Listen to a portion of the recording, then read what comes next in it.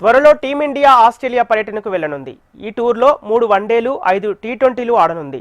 ఈ 2 సిరీస్ల కోసం సెలెక్టర్లు జట్లను ప్రకటించారు. వన్డేలకు కెప్టెన్గా ఉన్న రోహిత్ శర్మను తప్పించారు.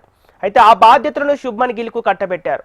టీ20లకు సూర్యకుమార్ సారథిగా కొనసాగనున్నారు. అక్టోబర్ 19 నుంచి వన్డే, 29 నుంచి టీ20 సిరీస్ ప్రారంభం కానుంది.